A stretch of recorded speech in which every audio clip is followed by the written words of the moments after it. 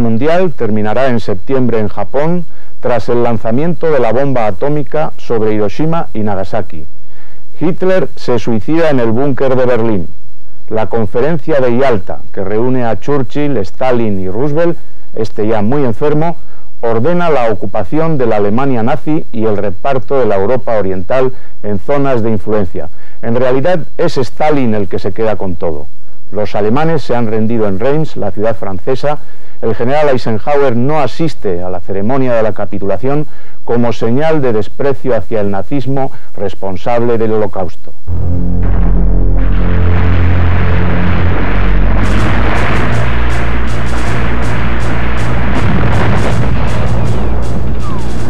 A comienzos de mayo de 1945, cuando la guerra ya tocaba a su fin, Alemania conocía sus horas más amargas. Hitler se había suicidado el último día del mes de abril en los sótanos de su búnker, después de casarse con su amante Eva Braun y de haber redactado su testamento. El almirante Dönitz era el jefe del Estado de un país invadido por dos enormes ejércitos, sin medios ya para resistir, buscando tan solo rendirse ante los norteamericanos para evitar humillarse ante los soviéticos.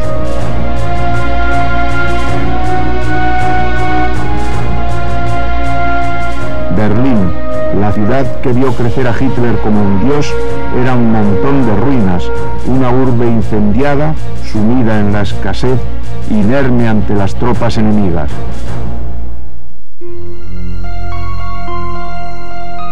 Hitler nació en Austria, hijo ilegítimo de un cocinero. El campeón del racismo no sabía en realidad quién era su abuelo ni cuál la calidad de su sangre. Adoraba a Richard Wagner, era un artista fracasado y alteraba en su temperamento momentos de euforia con momentos de depresión. De fuerte constitución física, combatió como soldado en la Primera Guerra Mundial, donde resultó herido y gaseado y donde logró el honor de ser condecorado con la Cruz de Hierro de primera clase.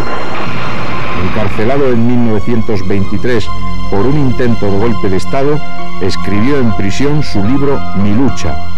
Ya era presidente del partido nazi y anunciaba que la lucha es la madre de todas las cosas, mientras que alimentaba un feroz sentimiento antisemita.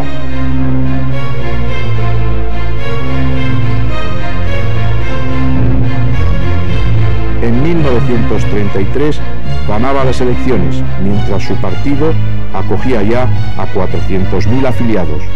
Y en 1934, a la muerte del viejo Hindenburg, era proclamado en plebiscito Reichsführer, jefe del Estado alemán.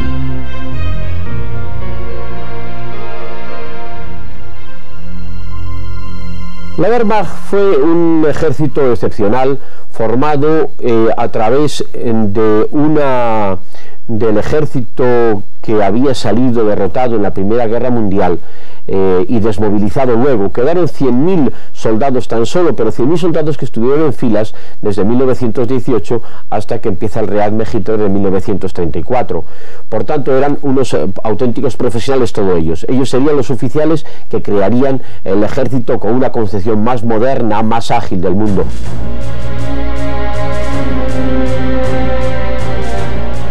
Una maquinaria bélica de tal envergadura necesitaba de una guerra, y en 1936 Hitler probó el temple de los aliados y se anexionó Renania. No hubo respuesta a su agresión. Eso le dio ánimos. En 1938 ocupaba Austria y Checoslovaquia. Los aliados vacilaban en la reunión de Múnich y Hitler engañaba al inglés Chamberlain y al francés Daladier, y faltando a sus compromisos, invadía en 1939 Polonia. Era la guerra. Los meses siguientes fueron un paseo militar. Guerra relámpago, avance imparable en el oeste, humillación de Francia, desastre aliado en Dunkerque y un inesperado parón en la batalla de Inglaterra. Pero los éxitos del norte de África y los Balcanes compensarían la derrota de la batalla de Inglaterra. La invasión de Rusia fue en los primeros meses otro sonado triunfo. El sueño imperial del Führer parecía cumplirse paso a paso.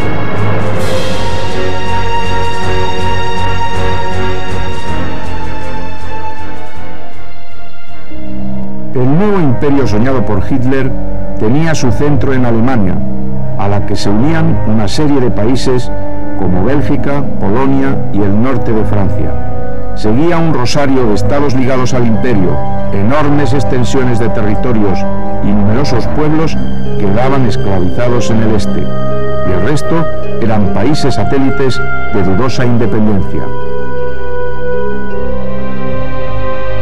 Tras las grandes victorias, llegaron las grandes derrotas. Sus ejércitos caían en el Alamein, quedaban destruidos en Stalingrado, comenzaban a retroceder en todos los frentes. En 1944, los aliados estaban en suelo europeo y avanzaban desde el norte de Francia tras el desembarco de Normandía y en Italia tras el salto a Sicilia.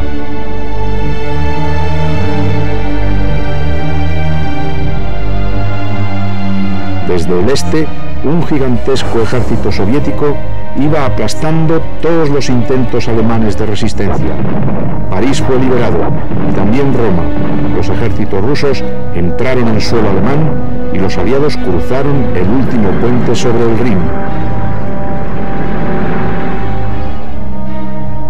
El Nido de Águilas, la residencia de verano de Hitler, fue ocupado por las unidades motorizadas de la división Leclerc, por los mismos republicanos españoles que, alistados con uniforme francés, habían liberado París.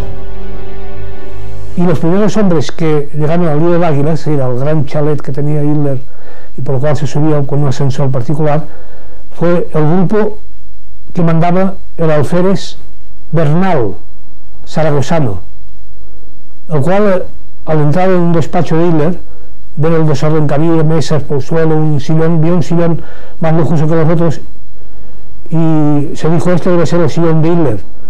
Y entonces decidió, de haber tenido dinamita, de haber tenido medios, y hubiera volado todo el chalet. Dice, pero no tenía más que mi metralleta y muchas ganas de mear, lo que hice es pues desabrocharme la bragueta y mearme encima del sillón que supongo que era de Hitler.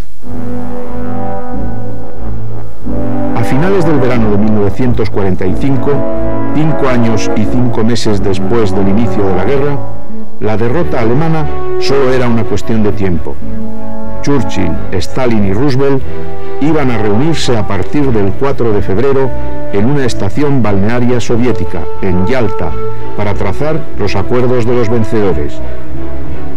En la reunión se bendijo el nacimiento de la ONU, se trazaron de nuevo las fronteras del este de Polonia y se llegó a un acuerdo sobre el reparto de Europa Oriental en zonas de influencia, acuerdo que Stalin se encargaría de romper. Los tres grandes acordaron que la rendición de Alemania sería sin condiciones. Yalta lo que supone es el comienzo de la Guerra Fría. Guerra Fría que no es una invención, ni de Estados Unidos de la Unión Soviética, sino que responde a un hecho objetivo, que es que los rusos están presentes en Alemania. Este hecho, que habría tenido en el siglo XIX unas repercusiones que hubieran conducido inmediatamente a una nueva guerra, este hecho, digo, crea una tensión interna en Europa que únicamente ha desaparecido cuando los rusos han regresado a sus fronteras naturales. De tal manera que Yalta, si es el fin de la Guerra Caliente, es el comienzo de la Guerra Fría, que va a durar hasta 40 años. Y de hecho, la Segunda Guerra Mundial no se acaba hasta que se derrumba el muro de Berlín, los rusos vuelven a su casa y se reconstruye de nuevo el mapa de los Estados-nación en Europa Central y en la Europa del Este. Berlín era un islote bombardeado día tras día. Los bombardeos masivos comenzaron en noviembre de 1943, cuando 900 toneladas de bombas cayeron sobre la ciudad. Desde febrero de 1944, los bombardeos siguieron y se calcula que entre noviembre de 1943 y marzo de 1944, los aliados hicieron más de 20.000 salidas para atacar Berlín. Las pérdidas de los atacantes no llegaron al 6%. Hasta abril de 1945, más de 50.000 berlineses murieron bajo las bombas.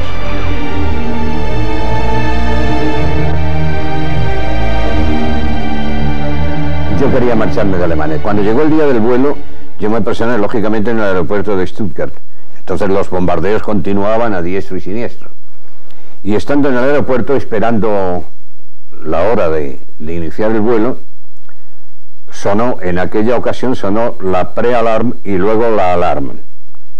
Y entonces por la megafonía del aeropuerto, el director del aeropuerto dijo: tenemos a los aviones encima dentro de 2 minutos. El que quiera tomar el avión, que lo tome bajo su responsabilidad, y el que no, que se quede. Tomamos el avión. Era un día nublado, despega el avión, y cuando había alcanzado unos 1500 o 2000 metros, creo yo, volando de nube en nube como un mosquito refugiándose, el piloto, que debía ser un socarrón, y cuando el alemán es socarrón hay que echarle de comer aparte, como vulgarmente se dice, nos dice por la megafonía del avión a los pasajeros: estamos volando, como ustedes ven, a 2000 metros más o menos, pero abajo está ocurriendo algo. El que tenga valor de mirar abajo, que mire. Y entonces ni valor ni nada. Pudo más la curiosidad que el valor. Todo el mundo miramos por la ventanilla hacia abajo. El aeropuerto de Stuttgart lo estaban bombardeando y estaba ardiendo, con todos los aviones que habían quedado allí dentro. La respuesta de Hitler fue más propagandística que efectiva. El mito de las armas invencibles fue utilizado por los nazis desde 1944 y de hecho las V1 y V2 llegaron a alcanzar Londres y Amberes, matando a miles de personas, aunque ya no pudieron decidir el curso de la guerra.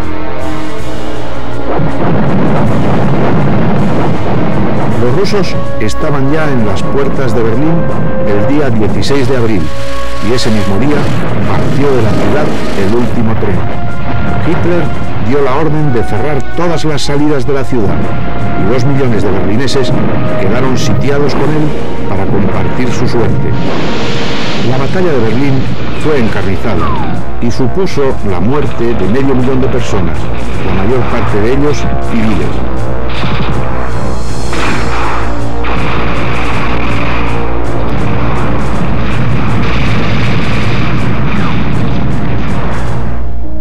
Es posible que Hitler decidiera suicidarse tan solo para evitar la humillación de ser juzgado por un tribunal soviético o enjaulado en el zoo de Moscú.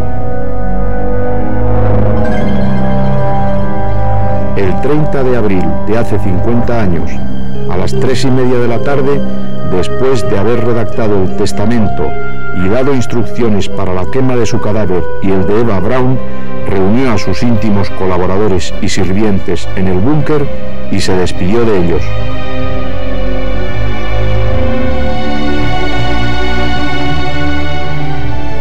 Poco después, se suicidaba a solas con Eva Braun, su amante de tantos años, y con la que se había casado el día anterior. El almirante Dönitz quedó nombrado sucesor a la jefatura del Estado y de las Fuerzas Armadas en el testamento del Führer. Ya no se trataba de resistir mucho tiempo, sino de lograr una paz honrosa, el alto el fuego. Pero los aliados no aceptaban otra cosa que la rendición sin condiciones. El 7 de mayo, el general von Friedeburg firmaba la rendición en Reims, en el cuartel general de Eisenhower. Al día siguiente, las tropas alemanas, cercadas en grandes bolsas por toda Europa, entregaban sus armas. La capitulación se firmaba ahora en Berlín. Ya solo quedaba rendir al Japón, en el Pacífico. El día del armisticio estaba en el cuartel general americano y algunos periodistas pudimos dirigirnos a un jefe de aviación y le dijimos: uno de esos bombarderos que ya terminó su función, ¿por qué no nos lo presta para ir a Londres y así vemos cómo es la fiesta, la celebración de la victoria en Londres? Y en efecto, después de comer, nos pusieron un bombardeo y fuimos a Londres desde Múnich, digo, desde Frankfurt, y de esa manera vimos por la mañana la tristeza de la derrota, la gente por las calles, y luego por la tarde pues la gente en la calle de Londres bailando, besándose unos con otros, tal, cantando, bebiendo, y fuimos al Palacio de Buckingham, y en la verja, como tantos otros, pues vimos a la familia real saliendo al balcón y Churchill un paso detrás de los reyes, cuando él era el artífice de la victoria, pero estaba un paso o dos detrás de los reyes, y estaba la actual reina, que era una chica, una niña, también en el balcón.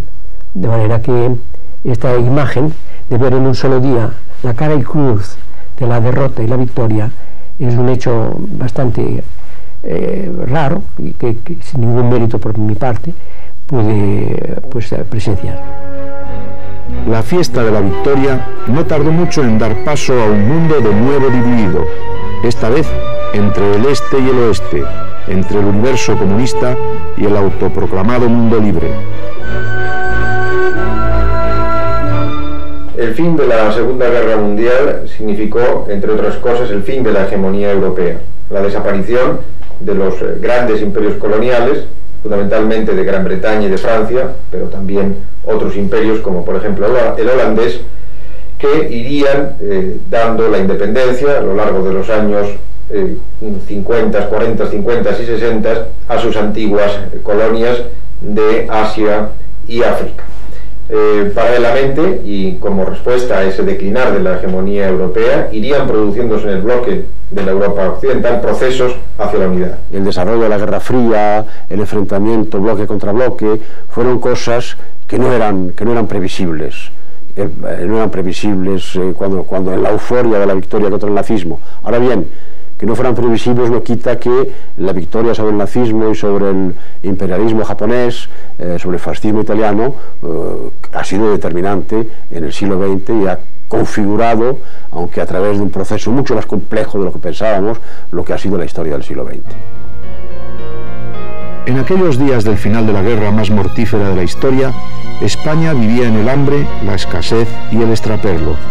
La España franquista había sido rechazada en Yalta por los aliados, partidarios en principio de ayudar a restablecer la democracia. Pero a Franco le salvó la campana cuando Occidente decidió que en su enfrentamiento con el comunismo era Franco un valioso baluarte defensivo. Al tiempo que Hitler se suicidaba en Berlín, Lola Flores y Manolo Caracol triunfaban con su espectáculo Zambra 1945, mientras que el Espartero cortaba orejas en Alicante. La guerra terminaba cuando la selección española de fútbol le metía un rotundo 4-2 a Portugal con 2 goles de Zarro. El diario Arriba, a grandes columnas, titulaba «Hitler ha muerto en su puesto de mando».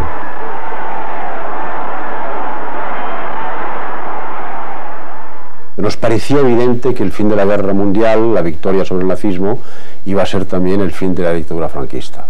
Y poco a poco fuimos viendo cómo se iba configurando la posguerra de una manera diferente, cómo iban surgiendo otros problemas, y tardamos un par de años, 2 o 3 años en comprender que entrábamos en un periodo muy diferente de lucha, en otras condiciones y en circunstancias mucho más difíciles, que iba a ser totalmente diferente de lo que habíamos pensado. Los aliados ya a finales de la guerra, digamos en la primavera del año 45, están pensando mucho más ya en términos de la Guerra Fría.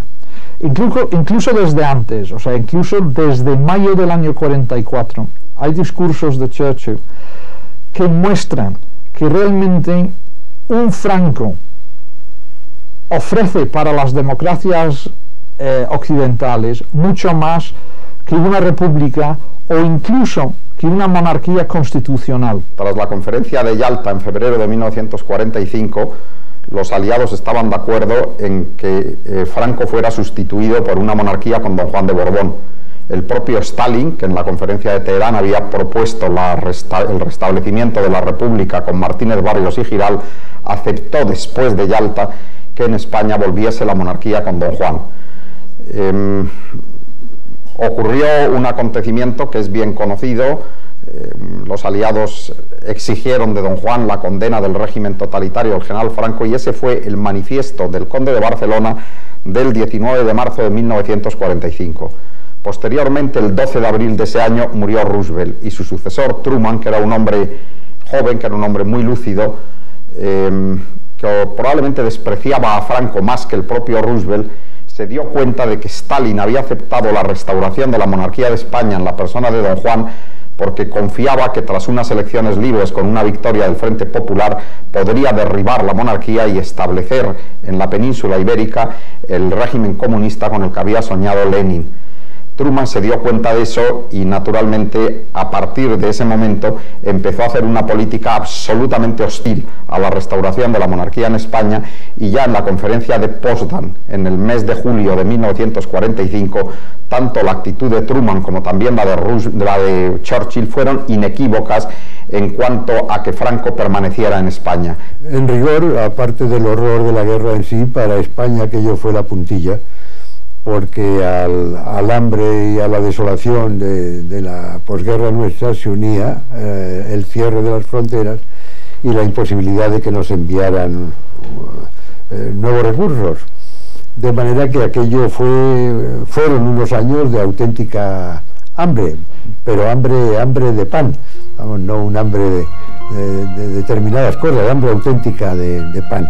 Y con el hambre yo recuerdo como lo más terrible de aquellos años la incertidumbre de lo que iba a ser de nosotros, es decir, el miedo de que nos hicieran entrar en aquella guerra, ¿verdad? Que era tan poco atrayente, sobre todo después de haber vivido 3 en la nuestra. Pero se movilizaron reemplazos, me acuerdo que se movilizaron reemplazos, bastantes reemplazos, el racionamiento de viandas era cada vez más estrecho, lo que nos llevaba a pensar que estaban ahorrando para meternos en la guerra. Los rumores eran cada vez más alarmantes, pero en fin, parece que al fin prevaleció el buen sentido.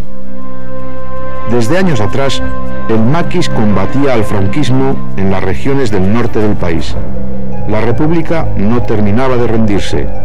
Cuando Francia fue liberada, quedaba un verdadero ejército de guerrilleros españoles que habían luchado contra los nazis. Ese ejército intentó la invasión, llegó a conquistar el Valle de Arán y lo mantuvo en su poder durante varios días, antes de que pudieran recuperarlo de nuevo las tropas de Franco.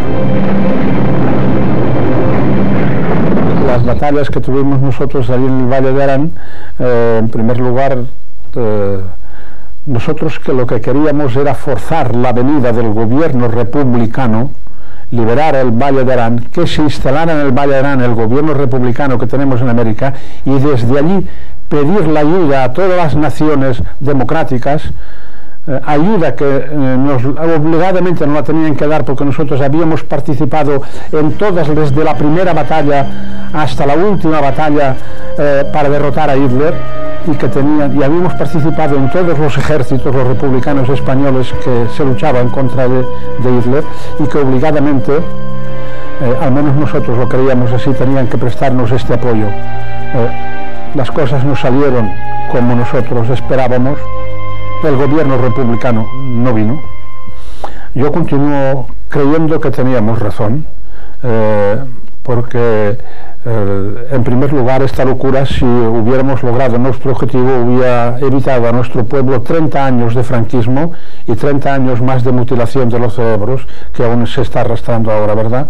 Antes que se montara esta operación, que era una operación suicida, el 1 de septiembre, pero el 9 de septiembre concretamente en Cartagena había habido dimisión de mandos guerrilleros, porque no se estaba de acuerdo en que se anulara un plan preestablecido, que era el de entrar en plan guerrillero y en pequeños grupos, y destinados a grupos de guerrillas ya existentes en España desde el final de la Guerra Civil. Entonces se montó la operación en el Valle de Arán, y en ellos hubo casos como el del jefe de una unidad que lo conocíamos por el nombre de Pinocho, nombre de guerra, que era el Partido Socialista, que años después, hablando con él, me decía, pues yo sabía, porque vamos, llamaba toda la guerra española, él como comandante del batallón especial del campesino, yo sé lo que es hacer la guerra y no sé lo que es hacer la guerrilla porque en Francia mandé un destacamento de ellos en la Dordogne. Pero como mis hombres, toda gente joven, estaba tan entusiasmada en ir a liberar a España, pues yo qué iba a hacer. Me fui con ellos al Valle de Arán, pero en los primeros encontronazos, las primeras tundas que nos dieron por allí, entonces reuní mis hombres y les dije, ¿veis? Como yo tenía razón y que no teníamos que haber venido, y entonces colectivamente pues decidimos regresar a Francia. Las democracias vencedoras decidieron dejar en paz a Franco y los intentos guerrilleros de los combatientes republicanos terminaron en fracaso militar. Franco tenía asegurada la supervivencia. Para muchos demócratas, como el periodista Manuel Azcárate, empezaba un largo exilio que iba a durar más de 3 décadas. No es fácil decir lo que el exilio representa para una persona, porque claro, el exilio modifica y penetra en toda la vida de la persona. Yo no me puedo imaginar a mí mismo sin haber sido un exiliado durante muchos años. Es que eso es positivo o negativo. Yo creo que yo lo he vivido primero como una tragedia, porque me he pasado todo el exilio soñando y deseando volver a vivir a España. Pero al mismo tiempo, y eso ya es más un razonamiento que no un sentimiento, estoy convencido que el exilio tiene aspectos positivos para una persona. Es decir, yo estoy convencido que el exilio tiene efectos enriquecedores de la persona humana, y yo creo que también los ha tenido para mí. Después de las guerras de los grandes, vendrán las guerras de los pigmeos, profetizó Winston Churchill. A la Segunda Guerra Mundial le quedan tan solo 4 meses de vida. Sin embargo, a la alianza contra el nazismo y el fascismo entre los Estados Unidos y sus aliados y la Unión Soviética le seguirá un largo periodo de tensiones conocido como Guerra Fría. La paz, como dijo un general ruso, es la continuación de la guerra por otros medios. Aquí termina Memoria de la Guerra. Gracias, en nombre de todos los que hemos hecho el programa, por habernos seguido durante 5 días.